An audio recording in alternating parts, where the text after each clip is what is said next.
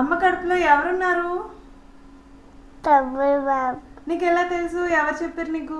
అమ్మమ్మ మ్యామ్. అమ్మమ్మ చెప్పిందా నీకు?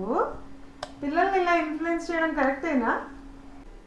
చిన్నపిల్లల్ని దేవుడితో పోలుస్తారు. వాళ్ళ మనసులో నిజంగా ఏమీ ఉండదు, ఏ కల్మషం ఉండదు. మనం ఏం చెప్తామో వాళ్ళు అదే చెప్తారు. సో పాప ఉంటే బాబు కావాలనుకోవడం, బాబు ఉంటే పాప కావాలనుకోవడం అనేది న్యాచురల్. మీరు కోరుకోండి, దేవుణ్ణి కోరుకోండి, తప్పలేదు.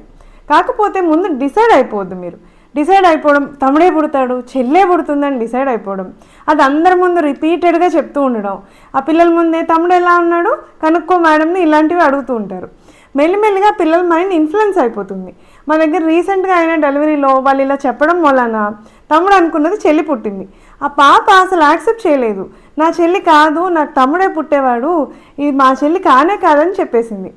ఆ మైండ్ అంతలా ఇన్ఫ్లుయెన్స్ అయిపోయిందనమాట. మళ్ళీ ఆ అమ్మాయిని కన్విన్స్ చేయడం, మెల్లిమెల్లిగా టైం తీసుకుంటే కానీ తను యాక్సెప్ట్ చేయలేదు.